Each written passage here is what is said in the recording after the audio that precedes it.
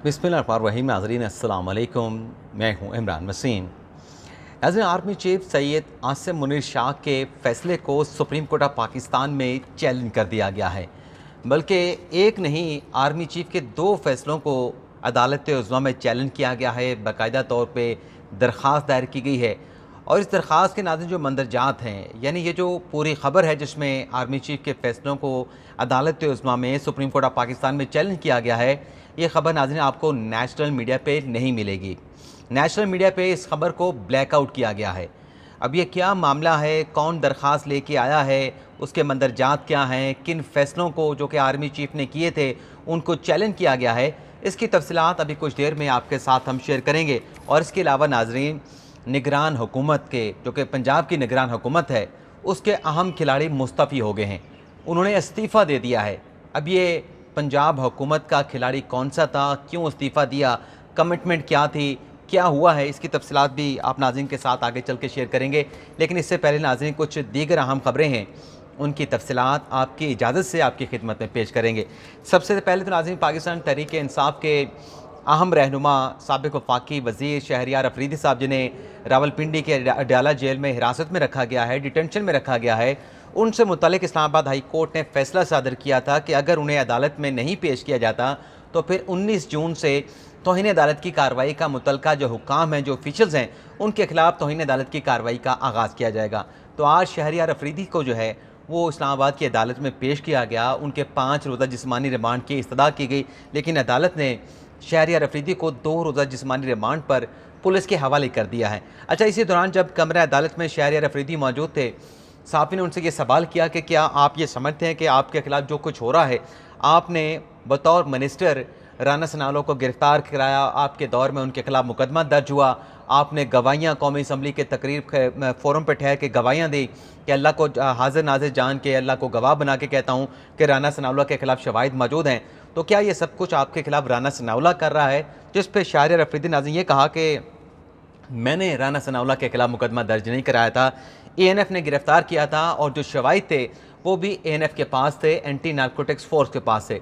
अब नाज़रीन, यहाँ पे सवाल ये बनता है कि जब आपको उन सबूतों का यकीन नहीं था तो फिर आप पार्लियामेंट के फ्लोर पर ठहर के क्यों कस्में उठा उठा के दावे कर रहे थे कि जान अल्लाह को देनी है, राना सनाउल्लाह के खिलाफ तमाम शवाहिद मौजूद हैं। तो कस्में तो आप उठा रहे थे। ऐवान कौमी असम्बली का जो मुक़द्दस ऐवान है, वहाँ पे ठहर के आप जो है वो इस किस्म की बातें करें, तो फिर आपको ये बातें उस वक्त नहीं करनी चाहिए थी, बल्कि गलती का एतराफ़ जो है वो शहरियार अफरीदी साहब को करना चाहिए था, जो कि उन्होंने नहीं किया। इसके अलावा नाज़रीन, परवेज़ इलाही साहब के लिए बुरी खबर है, उनकी आज दरख्वास्त ज़मानत पे तो समाअत ना हो सकी क्योंकि जो जज साहब थे वो आज रुखसत पे थे। इसके अलावा नाज़रीन, जो मेरी ये खबर है वो नाज़रीन ये है कि बतौर साबिक़ वज़ीर आला पंजाब और बतौर स्पीकर पंजाब असम्बली जो उनको सरकारी स्टाफ मिला हुआ था, वो तमाम का तमाम स्टाफ जो है वो परवेज़ इलाही साहब से वापस कर लिया गया है, उसकी विड्रॉल कर ली गई है। लेकिन इसके अंदर नाज़रीन खबर ये है कि वो स्टाफ कितने लोगों पे मुश्तमिल था, कितने रुकनी स्टाफ था। तो नाज़रीन, आप हैरान होंगे कि आप अंदाज़ा लगाएं कि जो बरतानिया का कॉलोनियल लॉ है, 60 लोग, 60 सरकारी मुलाजमीन परवेज़ इलाही साहब की खिदमत में मामूर थे। वे जो बरतानिया का नौबादियाती निज़ाम था, यह उसका शाखसाना है। यानी बरतानिया वाले तो चले गए हमारे मुल्क को आज़ाद करके कि चलें खुद करें हुकूमत, खुद अपने फ़ैसले करें, अपने मुस्तकबिल के फ़ैसले करें, अपना फ्यूचर बनाएं, अपने बच्चों का मुस्तकबिल बनाएं। तो ये इस तरीके से जो है हमारे पाकिस्तान के अवाम का खून चूसा जा रहा है कि 60-60 बंदा एक बंदे की जो है वो खिदमत के ऊपर मामूर है। नाज़रीन, जब तक ये सिलसिला चलेगा पाकिस्तान आगे नहीं जा सकता, बल्कि होना तो ये चाहिए कि जितने भी बड़े बड़े ओहदों के ऊपर लोग रिटायर्ड होते हैं, चाहे वो सरकारी मुलाजिम हैं, आर्मी चीफ़ हैं, जज साहबान हैं, वज़ीर आज़म हैं, सदूर हैं, इन्हें किसी किस्म के ऐसा स्टाफ नहीं मिलना चाहिए। भई आपने खिदमत की है, खिदमत करने के बाद जाएँ अपने घर पे अल्लाह करें, अपनी बाकी की ज़िंदगी गुजारें।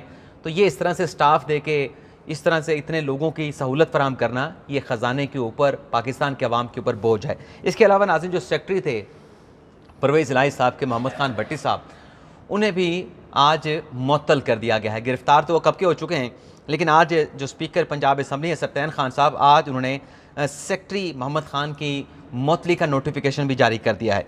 इसके अलावा नाज़रीन, एक और प्रपोज़ल आया है जिसमें चौधरी सरवर साहब हैं, काफ लीग में अब शामिल हो चुके हैं, तहरीक इंसाफ को छोड़ के पंजाब के साबिक़ गवर्नर हैं, उन्होंने प्रपोज़ल दिया है कि जो कौमी असम्बली है वो वक्त से पहले तहलील कर दी जाए और इलेक्शन जो है वो 90 दिनों में करवाया जाए। और साथ में कहा कि इंतखाबात जो है वक्त पे पहले होने चाहिए। इन तीनों बातों में नाज़रीन तज़ाद है। एक वो कह रहे हैं कि कौमी असम्बली पहले तहलील कर दें, वक्त से पहले तहलील कर दें, आगे चल के कहते हैं कि इंतखाबात वक्त पे होने चाहिए। तो वक्त पे होने की तो सूरत ये बनती है कि कौमी असम्बली अपनी मियाद पूरी करे तो 60 दिन के अंदर इलेक्शन हो जाएँ। लेकिन अगर 90 दिन के अंदर इलेक्शन करवाना है तो उसके लिए कौमी असम्बली अगर तहलील करनी है तो फिर वक्त पे इलेक्शन हो। तो ये फिर बात करते हुए कोई समझ नहीं आती कि बात की दरअसल लॉजिक क्या है। लेकिन नज़र ये आ रहा है कि ग़ालिबन जो इलेक्शन है वो अगर जो कौमी असम्बली की मियाद है जो कि 13 अगस्त को पूरी होनी है, उससे एक दिन पहले अगर असम्बली तहलील कर दी जाए तो इलेक्शन फिर 60 दिन के बजाय वो 90 दिन में जो है वो ड्यू हो जाएगा। तो नवंबर के पहले हफ्ते के हवाले से ज़रा ये बता रहे हैं कि जो सोच विचार है, इत्तेहादी जो वफाकी हुकूमत है, उसने इस प्रपोज़ल के ऊपर, इस तजवीज़ के ऊपर गौर व खौज़ और मुशावरत शुरू कर दी है कि क्यों ना जो नेशनल असम्बली है उसे वक्त से पहले तहलील करके इलेक्शन जो है नवंबर के पहले हफ्ते में करवाए जाएँ। वैसे आज बिलावल भुट्टो ज़रदारी साहब भी कह रहे थे, सबात में मौजूद थे, और कल राना सनाउल्लाह साहब ये बात कर रहे थे कि इलेक्शन जो है असम्बली अगर पहले तहलील हो या बाद में वक्त के ऊपर तहलील हो तो इलेक्शन जो है वो मियाद के अंदर होने चाहिए। उससे आगे जो है वो इलेक्शन पोस्टपोन नहीं होने चाहिए जैसे कि पंजाब और KPK के हुए थे। अब आ जाते हैं नाज़रीन, अच्छा एक और ख़बर भी नाज़रीन, पाकिस्तान तहरीक इंसाफ का एक और खिलाड़ी जो है वो खान साहब का साथ छोड़ गया है। साबिक टिकट होल्डर हैं सैयद अली अब्बास शाह साहब, शेखुपुरा PS 137 से टिकट होल्डर थे तहरीक इंसाफ के माजी में। इन्होंने भी 9 मई के वाक़यात को जवाज़ बनाकर जो है तहरीक इंसाफ से अपनी राहों को जुदा कर लिया और खान साहब को खैराबाद कह दिया है। अब आ जाते हैं कि आर्मी चीफ का कौन सा फैसला जो है वो सुप्रीम कोर्ट ऑफ पाकिस्तान में चैलेंज किया गया है और एतजाज़ एहसन को बिलावल भुट्टो ज़रदारी ने क्यों खरी खरी सुना दी हैं। हाजी ये एक दरख्वास्त सुप्रीम कोर्ट ऑफ पाकिस्तान में दायर की गई है जिसमें आर्टिकल 186(3) के का सहारा लिया गया है जो कि सुप्रीम कोर्ट का सो मोटो का अख्तियार है। इस दरख्वास्त में नाज़रीन वजारत कानून को, वजारत दाखिला को, दिफा को, कबीना डिवीजन को, चीफ सेक्रेटरी, तमाम चीफ सेक्रेटरीज़ को जो सूबों के हैं, तमाम IGs को फ़रीक बनाया गया है, इमरान खान साहब को फ़रीक बनाया गया है। और इसके अलावा नाज़रीन वैसे आपको बता दें ये जो दरख्वास्त आई है नाज़रीन इसके पीछे जो माइंड है वो इमरान खान साहब का है मेरे अपने तज्ज़िये के मुताबिक, क्योंकि इसी किस्म की दरख्वास्त खान साहब भी सुप्रीम कोर्ट में लेके आए थे। उस दरख्वास्त के ऊपर सुप्रीम कोर्ट का फ़ैसला ये था, बंदयाल साहब की सुप्रीम कोर्ट के रजिस्ट्रार का, कि यह दरख्वास्त नाकाबिल समात है, इसमें मुतलका फ़ोरम से रजू नहीं किया गया।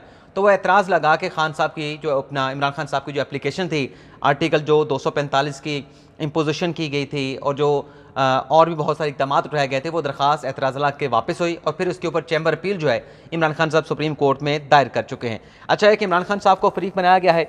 इसके अलावा नाज़रीन राना सनाउल्लाह साहब को इस दरख्वास्त में फ़रीक बनाया गया है। ख्वाजा आसिफ जो कि वज़ीर दिफ़ा हैं उन्हें भी शामिल किया गया है।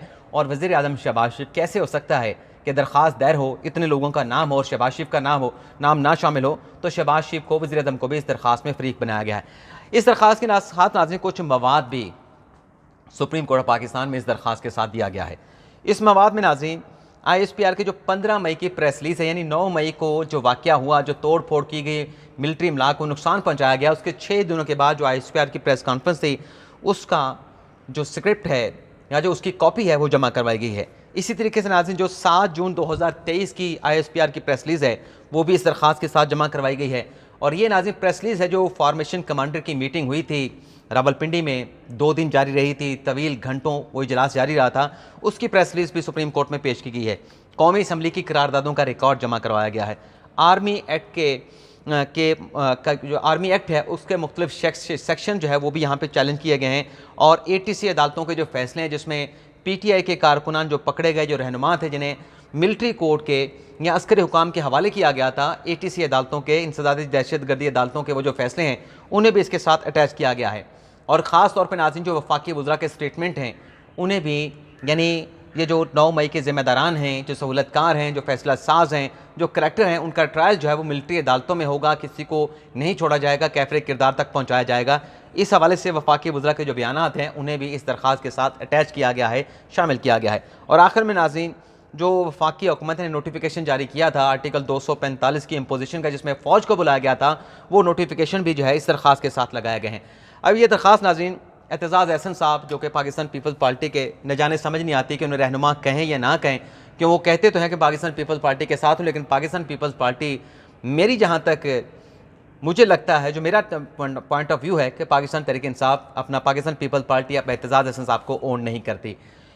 दरख्वास्त नाज़रीन एतजाज़ हसन साहब ने दायर की है। उनके साथ जो वकालत करेंगे इस केस में वो लतीफ़ खोसा साहब हैं। उनका ताल्लुक भी पाकिस्तान पीपल्स पार्टी से रहा है, लेकिन अब क्या वो पाकिस्तान पीपल्स पार्टी का हिस्सा हैं? मौजूदा हालात में तो नाज़रीन नज़र नहीं आ रहा। इसी तरीके से नाज़रीन सलमान अकरम राजा भी इस केस में एतजाज़ हसन की जानिब से दलाइल करेंगे, आर्गू करेंगे। अब इस दरख्वास्त के मंदरजात के नाज़रीन उस पर आने से पहले अब लतीफ़ खोसा एतजाज़ हसन साहब पीपल्स पार्टी का हिस्सा है या नहीं है, ये जो दरख्वास्त लेके आए हैं, सवात में बिलावल भुट्टो ज़रदारी साहब ने खिताब किया है, उसकी 2 से 3 बातें मैं आपकी खिदमत में पेश करूँगा। उससे अंदाज़ा हो जाएगा कि ये जो पटिशन एतजाज़ हसन साहब लेके आए हैं, जिसके बैकअप पे बतौर वकील लतीफ़ खोसा साहब और सलमान अकरम राजा साहब मौजूद हैं, इससे पीपल्स पार्टी का जो है वो आशीर्वाद हासिल नहीं। बिलावल भुट्टो ज़रदारी साहब ने कहा कि बीबी साहिबा को जब पकड़ा गया, जेलों में डाला गया या जो कुछ भी उनके साथ किया गया, उन्होंने तो कभी नहीं कहा कि परवेज़ मुशर्रफ ऐवान सदर में बैठा है, उसका जलाओ घिराव करो, वहाँ पे जाके हमला करो। कभी पीपल्स पार्टी ने ऐसी सियासत नहीं की, मोहतरमा बेनज़ीर भुट्टो ने ऐसी सियासत नहीं की, जुल्फ़िकार भुट्टो ने ऐसी सियासत नहीं की। तो सवात में ठहर के बिलावल भुट्टो ज़रदारी ने कहा कि ये जो, और दरअसल मुझे ऐसा लग रहा था कि जैसे तकरीर तो वो सवात में कर रहे हैं, लेकिन सुना जो है वो एतजाज़ हसन को रहे थे। बड़ी खरी खरी उनकी बातें थीं, खरी खरी उन्होंने तकरीर की, जिसमें एतजाज़ अपना बिलावल भुट्टो ज़रदारी ने कहा कि 9 मई के जो ज़िम्मेदारान हैं, नाज़रीन गौर से सुने, बिलावल भुट्टो ज़रदारी कह रहे हैं कि 9 मई के जो ज़िम्मेदारान हैं उन्हें इबरत का निशाना बनाएंगे। किसी के साथ, किसी को जो इस वाक़यात में मुलव्वस है, रियायत नहीं दी जाएगी, माफ़ नहीं किया जाएगा। तो ये तो इबरतनाक सज़ाएँ की बात कर रहे हैं। एतजाज़ हसन साहब जो हैं वो सुप्रीम कोर्ट में उन तमाम फैसलों के ख़िलाफ़ जो है वो दरख्वास्त लेके आए हैं। बहरहाल नाज़रीन, जो इस दरख्वास्त का पहला सफ़ा है उसमें नाज़रीन एतजाज़ हसन साहब ने वाज़ेह तौर पे लिख दिया है कि इस दरख्वास्त में जो फ़ौज के बतौर इदारा 2 फ़ैसले हैं, जिसमें कोर कमांडर मीटिंग जो कि 15 मई को हुई, जिसमें यह फ़ैसला हुआ कि जो 9 मई के सहूलतकार, फैसला साज, सहूलत अपना करैक्टर हैं, उन्हें माफ़ नहीं किया जाएगा, उन्हें पकड़ा जाए, हाँ गिरफ़्तार किया जाएगा, कानून के दायरे में लाया जाएगा। एक तो उस फैसले को किया गया इस दरख्वास्त में एतजाज़ हसन ने। दूसरा फैसला नाज़रीन जो कि फॉर्मेशन कमांडर का 7 जून का जो इजलास है, उसकी जो प्रेस रिलीज़ की गई, जिसमें यह कहा गया था कि अब वक्त आ गया है कि जो मास्टर माइंड हैं 9 मई के वाक़यात के, उसके पीछे जाया जाए और उन्हें कानून के शिकंजे में लाया जाए। अच्छा, इमरान खान साहब और यहाँ पे एतजाज़ हसन साहब का मौक़िफ़ यह है कि ये साजिश हुई है, सिक्योरिटी वालों ने क्यों नहीं रोका, मुज़ाहिरीन वहाँ पे जा रहे थे। यानी अब वक्त ये आ गया है कि एतजाज़ हसन और इमरान खान साहब ये कह रहे हैं कि हमारा कोई कसूर नहीं, हम तो जा रहे थे, हमारे लोग वहाँ पे जा रहे थे, ये तो पुलिस वालों को रोकना चाहिए था और वहाँ जाने देने की इजाज़त नहीं देनी चाहिए थी। मतलब क्या अजीब किस्म की मंतक है, पहले आप वहाँ पे जा क्यों रहे थे। और जहाँ तक साजिश की बात है कि ये साजिश हुई है, पुलिस ने क्यों नहीं रोका, उसने क्यों नहीं रोका, तो नाज़रीन सवाल ये है कि इस साजिश में क्या खान साहब के अपने लोग भी इन्वॉल्व थे। खान साहब की दोनों बहनें कोर कमांडर के घर के आगे पीछे अंदर बाहर देखी गई। खान साहब के भांजे को देखा गया, कोर कमांडर की वर्दी को डंडे पे लहरा के वो क्या दिखा रहे थे, और पीटीआई के लोगों की ऑडियोज़ वीडियोज़ आ चुकी हैं, तो क्या इनके अपने लोग भी शामिल थे। दूसरा ये कि साजिश अगर हुई तो कोर कमांडर के घर तक हुई होगी। ये तो पूरे मुल्क में आपके जो लोग थे वो मिलिट्री इमलाक की तरफ गए थे, वहाँ की जाने पेशकदमी की थी, कोयटा निकालने, गुजरांवाला निकालने, आप कराची निकाल लें, मियांवाली निकाल लें, पेशावर निकाल लें, गुजरांवाला देख लें, लाहौर देख लें, रावलपिंडी देख लें, हर जगह पे आपके बंदे मिलिट्री इमलाक की तरफ, मिलिट्री जो तनसीबात हैं, जो वहाँ पे ऐसी हसास चीज़ें हैं, उसकी तरफ पेशकदमी कर रहे थे। तो इससे तो साफ वाज़ेह होता है कि ये तो प्लान था, वहीं पे जाना था। उसके अलावा रास्ते में कितनी चीज़ें आईं, किसी को नुकसान नहीं पहुँचाया, अस्करी प्लाजे को नुकसान पहुँचा दिया गया, बाकी वहाँ पे और भी बड़ी इमारतें थीं अवाम की, सरकारी गैर सरकारी इमलाक थे, लेकिन उनको टच भी नहीं किया गया, छुआ तक नहीं गया। तो ये साजिश अगर थी तो फिर पीटीआई के अपने लोग भी उसमें शामिल थे। फिर ऐसे साजिश नहीं हो सकी। खान साहब की बहनें देखी गई हैं, पार्टी के लोग देखे गए हैं, भांजा देखा गया, बल्कि भांजे और लोग देखे गए। लेकिन बहरहाल इस तमाम बातों के कतई नज़र जो खान साहब दरख्वास्त लेके आए थे उस पर तो अदालत फ़िलहाल लग चुकी है, उस पर दरख्वास्त एतराज़ात लग के वापस हो चुके हैं। लेकिन ये जो दरख्वास्त एतजाज़ हसन साहब लेके आए, इसमें यह कहा गया कि अगर 9 मई के ज़िम्मेदारान का अगर फ़ौजी अदालत में ट्रायल होता है, आर्मी एक्ट के तहत कोर्ट मार्शल होता है, तो यहाँ इनके आर्टिकल 4, 9, 10, 10A, 14, 19A, 25 और 175 की खिलाफ वर्जी है।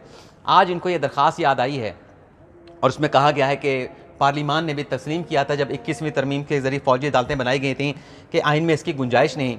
भाई ये कानून तो 1952 का है, 1952 से कानून चला आ रहा है।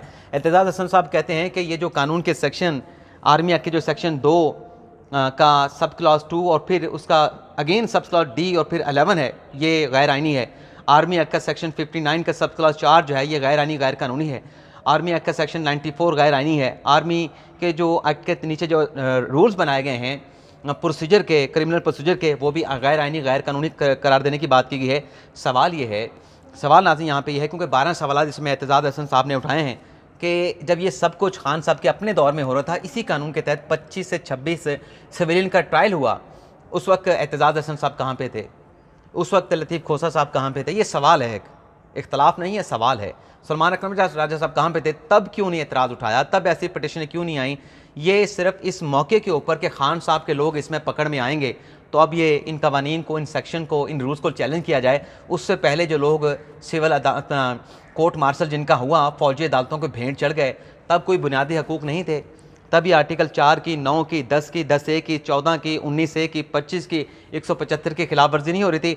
लेकिन नाज़रीन, कतई नज़र इस तमाम चीज़ों के, इन तमाम सवालों के इसमें इस्तदा ये की गई है कि फ़ौरी तौर पे जो लोग फ़ौजी अदालतों के हवाले किए गए हैं, अस्करी हुकाम के हवाले किए गए हैं, वो वापस किए जाएँ, उन्हें रिहा करने का हुक्म दिया जाए और ये करार दिया जाए कि सिविलियन का ट्रायल जो है कोर्ट मार्शल के तहत या आर्मी एक्ट के तहत फ़ौजी अदालतों में नहीं हो सकता। और जो इन ATC अदालतों के फ़ैसले जिसमें सिविलियन को दिया गया है अस्करी हुकाम के, उसको भी कलअदम करार दिया जाए और आइंदा के जो ऐसे प्रपोज़ल बनाए गए हैं, रिक्वेजिशन बनाई गई है, उसको भी सेटिस्फाइड किया जाए। अब देखते हैं कि इस दरख्वास्त के ऊपर एतराज़ात लगते हैं नहीं लगते। खान साहब की दरख्वास्त पे जैसे मैंने कहा कि अदालत लग चुकी है, दरख्वास्त को नाकाबिल समाअत करार दिया जा चुका है, तो अगर वो वापस हुई है तो ये भी एतराज़ लग के दरख्वास्त वापस होगी। इसके अलावा नाज़रीन, पंजाब से एक निगरान हुकूमत के अहम कानूनी एक खिलाड़ी, लीगल माइंड आप कह लें, एडिशनल एडवोकेट जनरल पंजाब शान गुल साहब, वो मुस्तफ़ी हो गए हैं। अब उसकी वजह क्या है? बहुत सारी चीज़ें तराशी जा सकती हैं, लेकिन मैंने खुद उन्हें टेलीफोन कॉल की। उन्होंने बताया कि मैं जब ये ज़िम्मेदारी मैंने संभाली निगरान हुकूमत में, तो मेरी कमिटमेंट ये थी कि मैं 3 माह तक ये ज़िम्मेदारी संभालूंगा। उन्होंने कहा कि मेरी अपनी पर्सनल कुछ कमिटमेंट हैं, मैंने बच्चों को लेके बाहर जाना है, तो इसी वजह से अब क्योंकि 4.5 माह हो चुके हैं, तो मैंने 3 माह की कमिटमेंट की थी, तो 3 माह से ज़्यादा 1.5 माह मैंने ज़्यादा निकाला है, तो इसलिए अपनी ज़ाती मसरूफियात और ज़ाती कमिटमेंट की वजह से मैंने इस बड़े ओहदे से जो है मुस्तफ़ी होना जो है वो मुनासिब समझा है। इजाज़त चाहते हैं नाज़रीन, अल्लाह हाफ़िज़।